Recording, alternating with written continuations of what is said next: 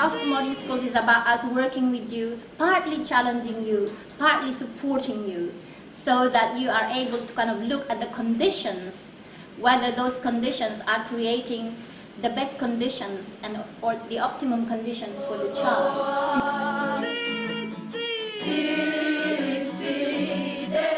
And those of you who know about the HPS approach will know that the parent's voice is a really important part of a community development approach.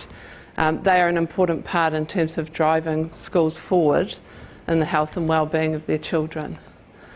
We spoke to over 1,000 parents and caregivers throughout the country in an online survey. That data was post-weighted to reflect the national proportions of households with school-aged children in terms of age, location and income.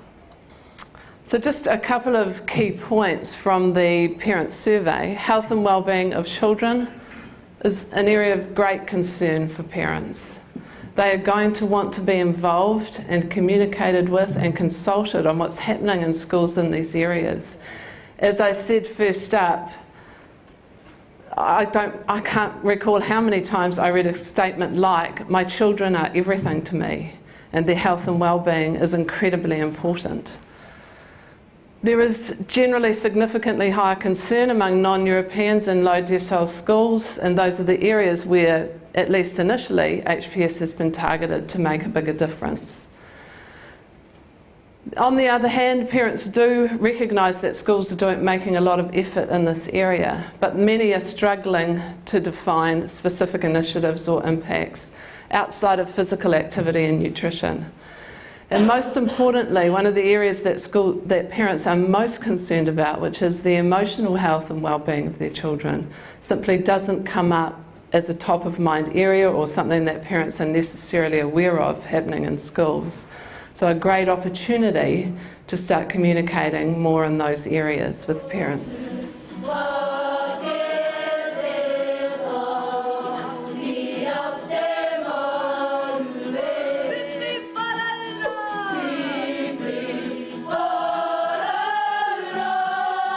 You'll know that Brainwave for many years since the late 90s has really been out there and pushing this message of the early years. What are some protective factors that are going to strengthen our communities and our families?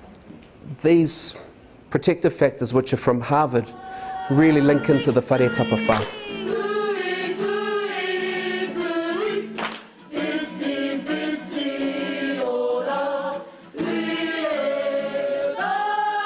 My name is Cassius Caressa. I'm really honoured to be here this afternoon. I was invited to come and talk a bit about the program that we ran down at St. Pius, which is a small school in Titahi Bay. It was a huge success because the whole school got on board and we worked together.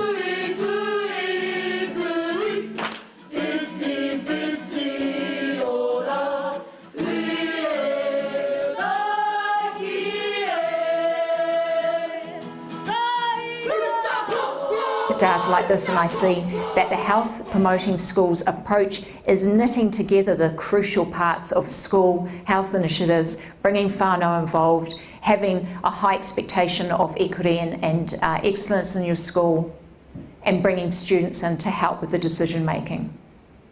Obviously, one other powerful feat was the facilitators coming in. So again, they're the glue making this happen, and it's powerful. But when they were compared with schools doing the health promoting approach as opposed to health promotion, there was no comparison as far as impact. In fact, none of the impact was statistically significant.